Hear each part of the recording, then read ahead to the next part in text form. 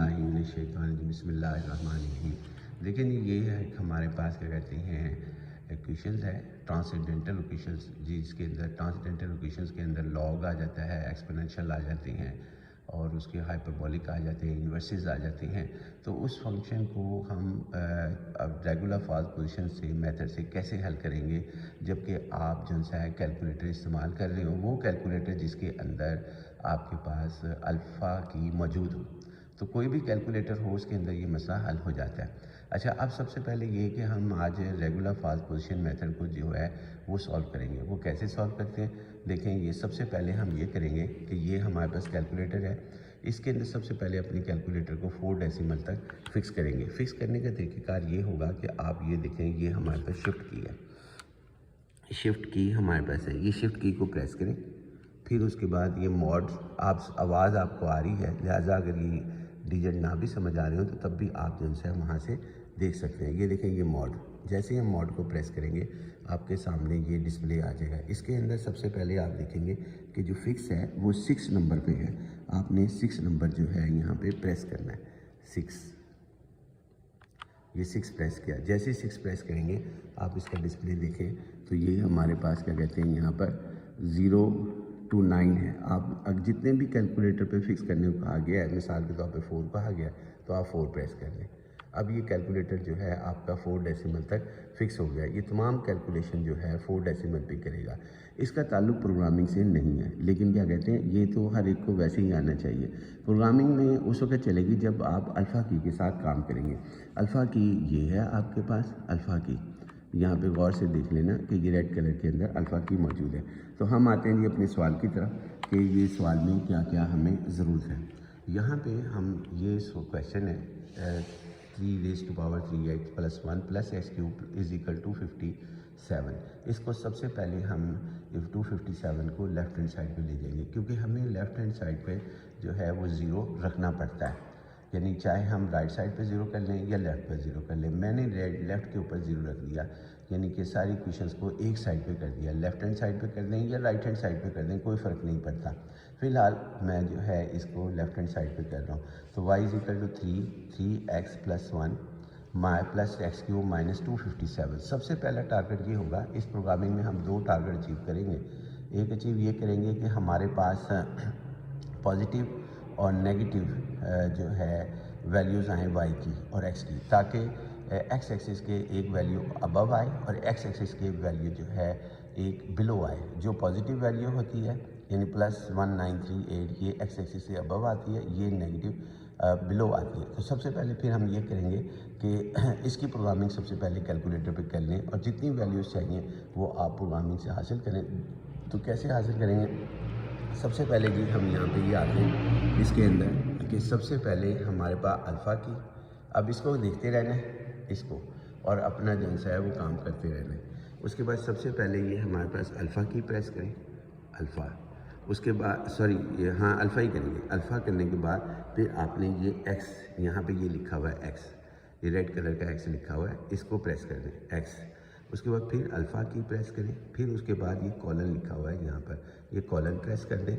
उसके बाद फिर हमने ये इसका मतलब ये होगा कि हम ना एक्स की वैल्यूज़ हम देंगे इसको, उससे आगे इक्वेशंस को वो सॉल्व करेगा। अब हम ये इक्वेशंस को सॉल्व करते हैं। 3⁻, अब 3 देखें यहाँ पे लिखा हुआ है, सिंपल तरीके से देखें यहाँ 3, ये डिस्प्ले में भी आपको नज़र आ रहा होगा 3 लिखा गया, लेकिन इसकी पावर जो सी है 3x + 1 है वो हम लिखेंगे। तो सबसे पहले जी पावर के लिए हमें यहाँ से ये प्रेस करना पड़ेगा जो आम कीज़ हैं। जब भी x होगा, भाई एक चीज़ याद रखना है, जब भी x होगा तो वो अल्फ़ा के साथ होगा, बाकी सारा कैलकुलेटर आम कीज़ के साथ होगा। तो सबसे पहले फिर हम अब रेज़ टू पावर में लिखना है, यहाँ रेज़ टू पावर क्लिक हो रही है, इधर गौर से देखना है स्क्वायर बटन पे। फिर उसके बाद ये अल्फ़ा, अल्फ़ा अब मुझसे थोड़ी सी मिस्टेक हो गई क्योंकि 3x + 1 है, तो डेल कर देते हैं हम यहाँ पर ताकि वो हमें प्रॉब्लम ना करे। और दोबारा से मैंने इसकी 3⁻x लिखा। अच्छा, अब यहाँ पे 3 उसके बाद फिर अल्फ़ा, अब x लिखना है, इस वजह से मैंने ऐसे किया। फिर उसके बाद ये x 3x, उसके बाद +1 ये लिखा हुआ था। उसके बाद इसके कर्सर को डाउन कर दें ताकि आपके पास ये हमारे पास नीचे आ गया। उसके बाद फिर प्लस, यहाँ से डेल हो रहे हैं क्योंकि कर्सर थोड़ा सा इधर हो गया, ये आ गया जी कर्सर। उसके बाद प्लस के बाद यहाँ पे एक्स क्यूब लिखना है। तो फिर उसके बाद अब देखें ये एक्स क्यूब लिखना है तो दोबारा हमने क्या कहते हैं यहाँ पे अल्फ़ा, जब भी एक्स लिखना होगा अल्फ़ा, और उसके बाद ये एक्स लिखा हुआ एक्स, उसके बाद इसकी रेज़ टू पावर ये लिखी हुई जो आम तरीके से लिखी हुई, उसके बाद 3, उसके बाद कर्सर डाउन करें और उसके बाद माइनस ये लिखना है -257, -257। उसके बाद फिर आप कैल्क, ये कैल्क का प्रेस है, आप देख लीजिएगा यहाँ थोड़ा सा मिस होता हुआ नज़र आ रहा है, लेकिन ये कैल्क है, CALC, कैलकुलेट करना। तो ये कैल्क प्रेस किया, जैसे ही कैल्क प्रेस किया आप ज़रा गौर करेंगे यहाँ पे एक्स के साथ इंटरोगेटिव मार्क आ गया। ये कह रहा है कि कोई वैल्यू देनी है तो आप बताएं कौन सी वैल्यू देंगे। मैंने इसने खुद भी लिखी हुई है 0 0। अगर देखिए मैं यहाँ पे 0 लिखूँगा, ये रहा 0, ये 0 प्रेस किया और साथ फिर इक्वल साइन प्रेस करूँगा। जैसे ही इक्वल साइन प्रेस करूँगा ये दोबारा मुझे x = 0 0 लिखेगा।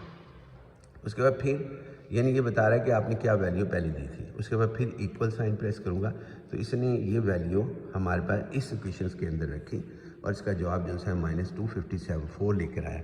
ये देख लें कैलकुलेटर पे आपको नज़र आ रहा होगा इसका डिस्प्ले। तो -254 जो है वो वैल्यू मैंने यहाँ लिख दी। अब उसके बाद फिर कैल्क प्रेस करूँगा, कैल्क, और कैल्क प्रेस करूँगा, अगेन एक्स के ऊपर इंटरोगेटिव मार्क आ गया।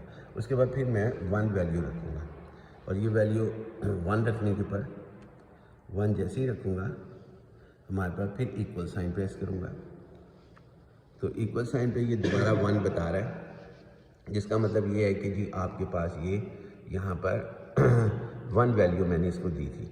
अगेन ये प्रेस करूँगा इक्वल साइन तो ये बता रहा है -174 इसमें रखी है इक्वेशन के अंदर, 1 रखी इसके अंदर, इसमें रखी और इसका आंसर ये मैंने लिख दिया 1 के अगेंस्ट ये -175। फिर उसके बाद यही काम मैं दोबारा करता हूँ, कैल्क प्रेस करता हूँ, यानी कि दोबारा से ये मेरा प्रोग्राम चलना शुरू होगा और अब मैं वैल्यू 2 रखूँगा। तो यहाँ पे 2 रखी, इक्वल साइन प्रेस किया तो एक दफ़ा उसने दोबारा 2 बताया कि आपने वैल्यू मुझे 2 दी थी प्रोग्राम में। फिर उसके बाद हमारे पास क्या कहते हैं, एक दफ़ा अगेन प्रेस करूँगा, ये प्रेस किया हमने तो ये बता रहा है कि जी आपके 1938 आंसर आया। तो 1938 मैंने यहाँ लिख दिया। मुझे ये पॉजिटिव और नेगेटिव चाहिए थे। मेरी पहली प्रोग्रामिंग जो सी है वो ख़त्म हो गई, यानी कि मुझे ये इसका नाम देखें, इसका नाम मैंने 1 का नाम ए रखूँगा। ये देखें मैंने यहाँ पे ए रखा है, जिसको आप x0 भी कह सकते हैं।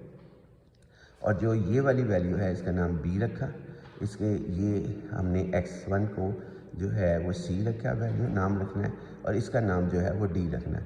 हमने एक टेबल बनाया और इस टेबल के अंदर a b c d ये हमने किए और उसके बाद ये वैल्यू a की वैल्यू 1 रखी जो हमने यहाँ से ली थी, b की वैल्यू ये रखी, c की वैल्यू ये रखी और d की वैल्यू जो है वो हमने ये रखी। अब उसके बाद हमारे पास जो रेगुलर फॉल क्वेश्चन मेथड है वो उसका फार्मूला ये है AD, यही फार्मूला ये x की वैल्यू फाइंड आउट करने के लिए है x3 का, यानी x3 की वैल्यू हम फाइंड आउट करते हैं x2 की। तो ये पहले तो हमें ये इसका मालूम होना चाहिए कि जो हम प्रोग्राम कर रहे हैं वो किस तरीके से क्या कहते हैं वो किस तरीके से चलता है, तब हम ये प्रोग्रामिंग कर सकते हैं। ये अलबत्ता ये मैंने लिख दिया, ये क्रॉस किया मैंने, ये देखें यहाँ पर a, इसका नाम x0 है, इसका नाम y0 है और इसका नाम हमारे पास y1 है और इसका नाम x1 है। और यहाँ कोई सेंटर में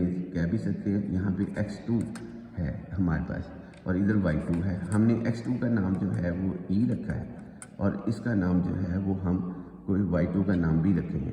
अच्छा, अब हम यहाँ पे देखें किस तरह ये प्रोग्रामिंग करते हैं। अब आल क्लियर करते हैं, ये देखें जी हम यहाँ पे आल क्लियर करके सारी प्रोग्रामिंग कैंसिल करते हैं। अगेन जो है वो अब हम दोबारा से इसकी प्रोग्रामिंग करेंगे।